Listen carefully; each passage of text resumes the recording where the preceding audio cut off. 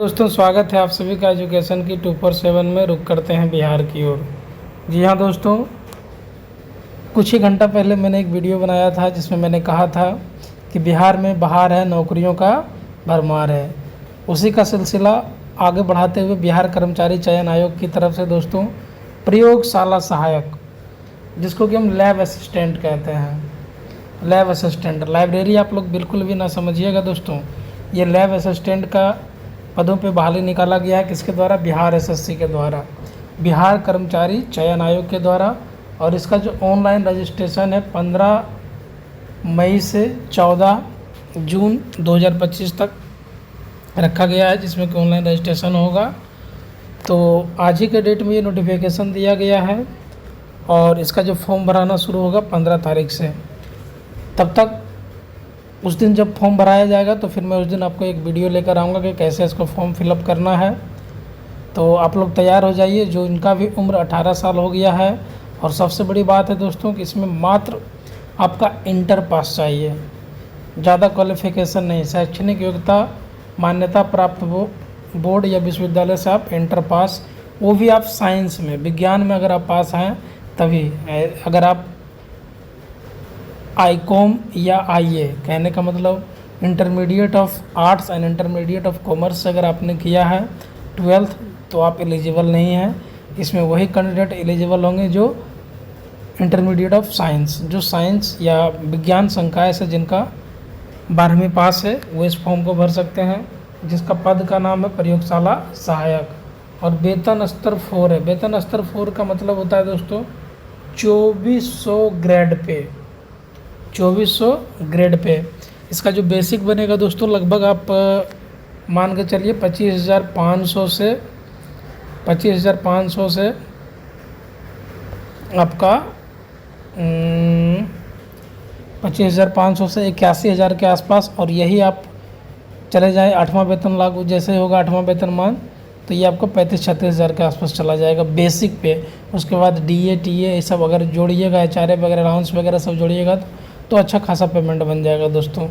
Minimum इसका जो in hand salary आएगा लगभग 38-40 के आसपास तो आ ही जाएगा।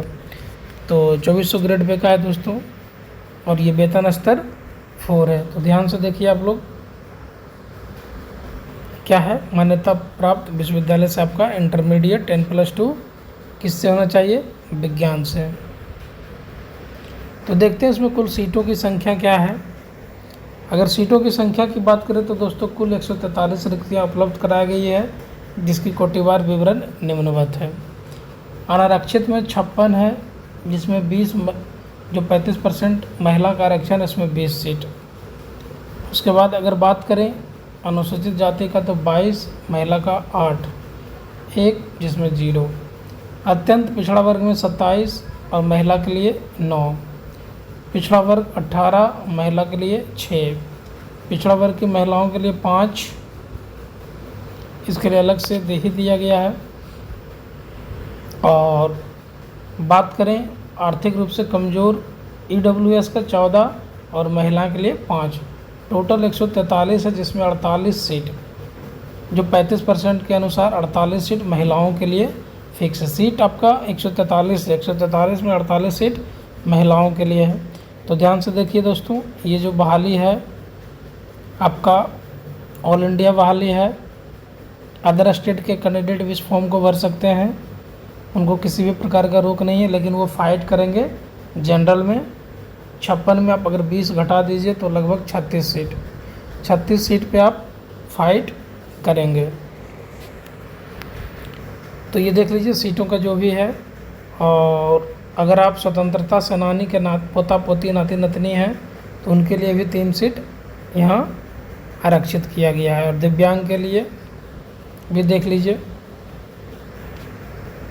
और बात करते हैं, इसमें दे दिया गया है कि उपर्युक्त सभी रिक्तियाँ बंदे के जो घट बढ़ सकती है। तो मान के चलिए जो रिक्तियाँ हैं वही रहेगा, बढ़ सकता है, घटेगा तो नहीं ही, बहुत कम चांस होता है कि घटता है। उम्र सीमा की बात करें दोस्तों तो 1/8/2024 के आधार पर की जाएगी, जिसमें कि सभी कोटि के लिए न्यूनतम आयु सीमा 18 वर्ष। तो ध्यान से देखिए, उम्र सीमा में मिनिमम न्यूनतम उम्र 18 साल होना चाहिए। और आप इंटर पास होना चाह रही, वो भी विज्ञान विषय से। आगे देखते हैं दोस्तों, इसमें आरक्षित जनरल के लिए 40 साल, पिछड़ा वर्ग के पुरुष महिला के लिए 40 साल, सॉरी ये जो जनरल कैटेगरी का 37, 40, अनारक्षित महिला के लिए भी 40, अनुसूचित जनजाति और जाति के लिए 42 साल, महिला पुरुष दोनों के लिए, और जितने भी दिव्यांग हैं उसको 10 साल का अधिकतम छूट दिया जाएगा। कहने का मतलब 52 साल तक वो फॉर्म को भर सकते हैं। और जन्म तिथि जो मान्य होगा वो आपका आयोग द्वारा मैट्रिकुलेशन प्रमाण पत्र में जो अंकित होगा उम्मीदवार का जन्म तिथि वही मान्य होगा।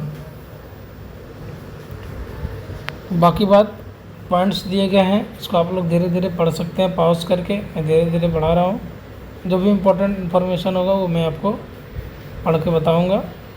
बाकी बात आप लोग देख लीजिए।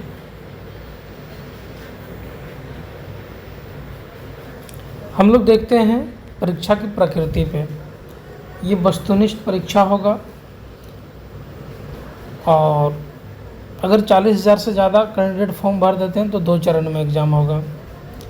ऐसे तो पहला चरण की बात किया गया है, लेकिन आप उम्मीद कीजिए कि कम से कम इसमें फॉर्म तो 40,000 प्लस ही भराएगा, तो आप मान के चलिए कि कम से कम 2 एग्ज़ाम तो होगा ही। पर तो देखिए क्या लिखा कि बिहार कर्मचारी चयन आयोग परीक्षा संचालन नियमावली 2010 के आलोक में 40,000 से अधिक आवेदन प्राप्त होने पर प्रारंभिक परीक्षा आयोजित की जाएगी। अधिक आवेदन प्राप्त होने पर प्रारंभिक परीक्षा के 1 से अधिक चरणों में आयोजित की जा सकती है। की जाने वाली स्थिति में परीक्षा अपनाते हुए तैयार की जाएगी। प्रारंभिक परीक्षा वस्तुनिष्ठ प्रकृति की होगी और उपलब्ध रिक्तियों के 5 गुना बराबर अभ्यर्थियों का मुख्य परीक्षा के लिए किया जाएगा। मुख्य परीक्षा है तो अलग से विज्ञापन प्रकाशित किया जाएगा। ये इसलिए भी मुख्य परीक्षा के लिए समय सीमा इसलिए नहीं निर्धारित किया गया है क्योंकि कहा गया है कि अगर 40,000 से अधिक विद्यार्थी होंगे तभी मेंस होगा। और आप मान कर चलिए दोस्तों कि 40,000 से प्लस तो फॉर्म भराएगा ही भराएगा, चाहे सीट 143 से क्यों ना हो, फॉर्म तो ज़्यादा भराएगा। तो पीटी और मेंस का एग्ज़ाम होगा। लेकिन फ़िलहाल अभी जो रोस्टर है, इस रोस्टर में आपका पीटी की ही बात किया गया। कहने का मतलब प्रारंभिक परीक्षा की बात किया गया है। जो प्रश्न वस्तुनिष्ठ बहुविकल्पीय होंगे, ऑब्जेक्टिव होगा और मल्टीपल चॉइस, जिसमें कुल प्रश्नों की संख्या 150 होगी और प्रत्येक प्रश्न के लिए 4 अंक दिए जाएंगे सही उत्तर के लिए, और गलत उत्तर के लिए 1 अंक की कटौती की जाएगी।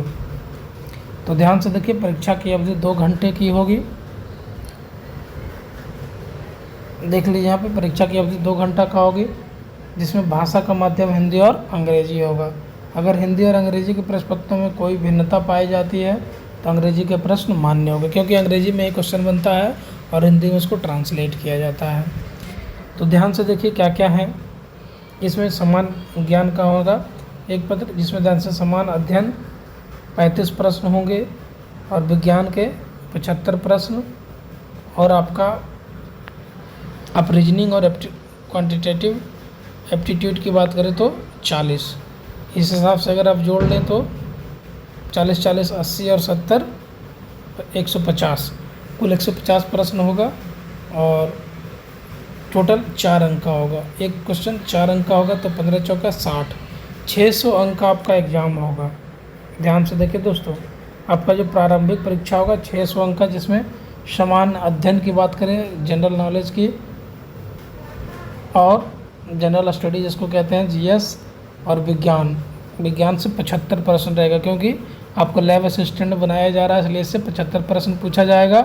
और समान अध्ययन से 35 प्रश्न, और आपका जो है रीजनिंग और एप्टीट्यूड से 40 प्रश्न। तो टोटल प्रश्नों की संख्या होगी आपका दोस्तों 150। सिलेबस के बारे में अगर देख लें दोस्तों, सिलेबस भी जारी कर दिया गया है, तो सिलेबस भी आप लोग ध्यान से देख लीजिए। खंड को में क्या क्या है, समान अध्ययन। इसमें प्रश्नों का उद्देश्य अभ्यर्थी के आसपास के वातावरण की सामान्य जानकारी तथा समाज में उनके संबंध में उनकी योग्यता की जांच करना होगा। वर्तमान घटनाओं जैसे दिन प्रतिदिन की घटनाओं, सूक्ष्म अवलोकन के प्रति वैज्ञानिक दृष्टिकोण जैसे मामले की जानकारी संबंधी ऐसे प्रश्न भी शामिल किए जाएंगे जिसके बारे में जानकारी रखने की किसी भी शिक्षित व्यक्ति से अपेक्षा की जाती है। इसमें बिहार, भारत और इसके पड़ोसी देशों के संबंध में विशेष रूप से प्रश्न पूछे जा सकते हैं। तो बिहार और भारत का पड़ोसी देश जो भी है आपका, जैसे आपका नेपाल हो गया, बांग्लादेश हो गया, आपका पाकिस्तान हो गया, तो इसके बारे में आपसे क्वेश्चन पूछा जाएगा। और समसामयिकी में आपका वैज्ञानिक प्रगति, राष्ट्रीय अंतर्राष्ट्रीय पुरस्कार, भारतीय भाषाएं, पुस्तक, लिपि, राजधानी, मुद्रा, खेल, खिलाड़ी और महत्वपूर्ण घटनाएं पूछे जाएंगे। भारत और उसके पड़ोसी देश भी पढ़ लेना है आपको दोस्तों। उसके बाद उसका संस्कृति क्या है, भारत का इतिहास क्या है, पड़ोसी देशों का इतिहास क्या है, तो वो सब आपको विशेष नज़र रखना है। उसकी संस्कृति कैसा है, भूगोल कैसा है, उसका आर्थिक परिदृश्य, स्वतंत्रता आंदोलन, भारतीय कृषि, प्राकृतिक संसाधनों की प्रमुखता, भारत का संविधान, राज्य व्यवस्था, कहने के लिए इसमें जितना भी आपका है वो सब दे देगा। पंचवर्षीय योजना, राष्ट्रीय आंदोलन में बिहार का क्या योगदान है। ये आपका सिलेबस है दोस्तों, तो सिलेबस आप लोग ध्यान से देख लीजिए। खंड ख में विज्ञान होगा और विज्ञान आपका इंटरमीडिएट 10+2 के पाठ्यक्रम के अनुरूप। तो विज्ञान में आपका जो भी है फिजिक्स, केमिस्ट्री, बायोलॉजी, इससे आपका क्वेश्चन रहेगा ही रहेगा। और साथ में बात करते हैं मात्रात्मक योग्यता, जिसको मैथ आप कह सकते हैं। मैथ में आपका पूछा जाएगा संख्या पद्धति, पूर्ण संख्या, दशमलव, भिन्न संख्याओं के बीच परस्पर संबंध, मूलभूत गणितीय प्रक्रियाएं, प्रतिशत, अनुपात, समानुपात, औसत, ब्याज, लाभ और हानि। और बात करें, ये रहा आपका मानसिक क्षमता जांच, जिसको रीजनिंग कहते हैं। तो ये सब रीजनिंग आपको कर लेना है। इसमें शाब्दिक एवं गैर शाब्दिक दोनों प्रकार के प्रश्न पूछे जा सकते हैं। इस घटना में निम्न से संबंधित यथासंभव प्रश्न पूछे जाएंगे। सादृश्य, समानता, भिन्नता, स्थान कल्पना, समस्या समाधान, विश्लेषण, दृश्य अवलोकन, समदन, अंक, गणितीय तर्क शक्ति, अंकगणितीय संख्या, कूट लेखन और कूट व्याख्या। अब ध्यान से देखिए, ये जो एग्ज़ाम होगा तो मेगा सूची में समान प्राप्तांक होने की स्थिति में उम्मीदवार की जन्मतिथि के आधार पर अधिक उम्र वाले उम्मीदवार को मेगा क्रम में ऊपर रखा जाएगा। समान प्राप्तांक एवं समान जन्मतिथि होने की स्थिति में उम्मीदवार के नाम के अंग्रेजी वर्णमाला के अनुसार मेगा क्रम में स्थान दिया जाएगा। जैसे मान लीजिए कि 2 कैंडिडेट है और दोनों का मार्क्स आ गया 50 ही लेके चलते हैं, इतना में तो होगा नहीं, लेकिन फिर भी आपका हम 50 ही लेके चल रहे हैं दोस्तों। तो ध्यान से देखिए, मान लीजिए आपको 50 आया और दूसरे का भी 50 ही आया, 50-50। तो इसमें जिसका उम्र ज़्यादा होगा, जैसे मान लीजिए किसी का उम्र है 1995 और किसी का उम्र है 2000, तो जिनका उम्र 1995 होगा उसको मेगा क्रम में ऊपर रखा जाएगा और 2000 जिसका डेट ऑफ बर्थ है उसको नीचे रखा जाएगा। कहने का मतलब यही है। मान लीजिए अगर ऐसा कैंडिडेट होगा जिसका 50-50 मार्क है और उसका डेट ऑफ बर्थ भी 1995 ही है, तो उस स्थिति में जिसका अल्फ़ाबेट के अनुसार, मान लीजिए किसी का नाम आकाश है और किसी का नाम वैष्णवी है, तो उस हिसाब से जिसका नाम आकाश होगा उसको ऊपर रखा जाएगा और भी वाले को नीचे रखा जाएगा। तो आप समझ गए होंगे। बाकी बात देखिए ध्यान से। क्वालिफाइंग मार्क्स जो है अनारक्षित वर्ग के लिए 40%, पिछड़ा वर्ग के लिए 36.5%, अति पिछड़ा 34%, अनुसूचित जनजाति 32%, महिला जितने भी महिला वर्ग होंगे टोटल के लिए 32% और दिव्यांग सभी के लिए 32%। इतना तो आना ही चाहिए। अगर बात करें दोस्तों कि इसका परीक्षा शुल्क क्या होगा, तो देखिए ध्यान से। सामान्य वर्ग, पिछड़ा वर्ग, अत्यंत पिछड़ा वर्ग के पुरुष अभ्यर्थियों के लिए 540 रुपया और अदर स्टेट, जितने भी अदर स्टेट के अभ्यर्थी होंगे उनके लिए पुरुष और महिला चाहे जो भी हों उनको 540 रुपया लगेगा। अब बिहार के स्थायी निवासी के लिए, अनुसूचित जाति अनुसूचित जनजाति के लिए 135 रुपया, सभी श्रेणी के दिव्यांगों के लिए 135 रुपया और सभी श्रेणी की महिलाएं सिर्फ बिहार के स्थायी निवासी के लिए 135 रुपया। तो ध्यान से समझ लीजिए, बिहार से बाहर के जो भी फॉर्म भरेंगे, चाहे वो पुरुष हो चाहे वो महिला हो, उनको 540 रुपया लगेगा और उनको आरक्षण का लाभ नहीं दिया जाएगा।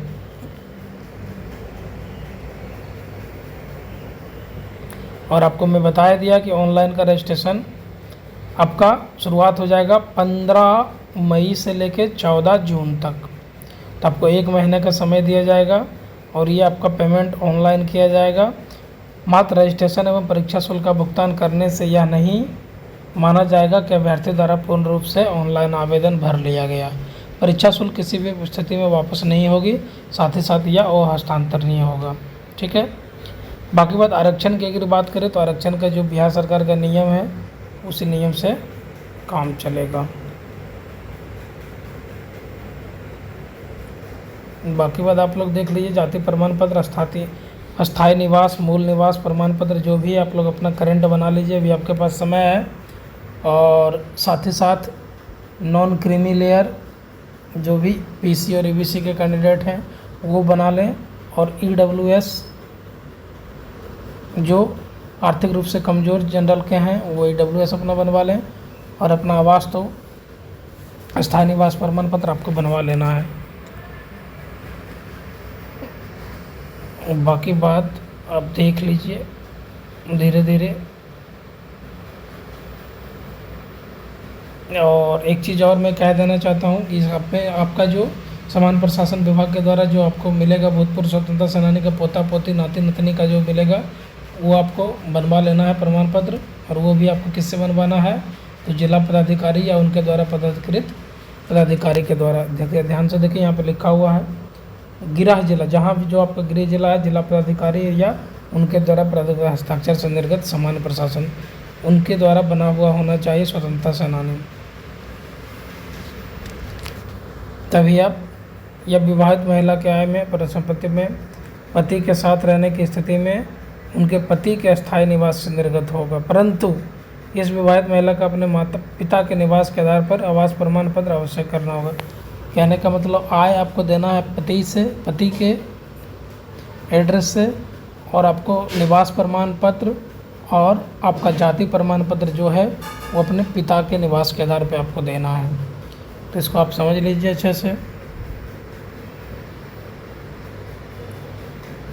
बाकी बात जो भी सूचना होगा वो आपको फ़ोटो वगैरह, हस्ताक्षर वगैरह, आप फ़ोटो जो भी है खींच लीजिए। और इस डेट को आपको याद रखना है 15/5/2025 ऑनलाइन आवेदन प्रारंभ करने की तिथि, और ऑनलाइन आवेदन की अंतिम तिथि 16/6/2025। इसमें क्या क्या कागज़ लगेगा उसको ध्यान से देख लीजिए आप लोग। मैट्रिक का अंक प्रमाण पत्र और मूल प्रमाण पत्र। इंटरमीडिएट जो विज्ञान होना चाहिए, ध्यान से देखिए, अंक पत्र और मूल प्रमाण पत्र। अस्थायी आवासीय प्रमाण पत्र, जातीय प्रमाण पत्र या क्रीमी लेयर के लिए जो, और आर्थिक रूप से कमजोर वर्ग का प्रमाण पत्र, स्वतंत्रता सेनानी और दिव्यांगता संबंधी प्रमाण पत्र, ये टोटल आपके पास होने चाहिए। अधिकतम उम्र में छूट है तो सक्षम स्तर से सरकारी सेवा के प्रमाण पत्र भूतपूर्व सैनिक के लिए ये आपको देख लेना है, ऐसा इसमें कुछ है नहीं। और नाम को अच्छे से ध्यान से देना है, जो आपका रहेगा उसी को डालना है मैट्रिक में।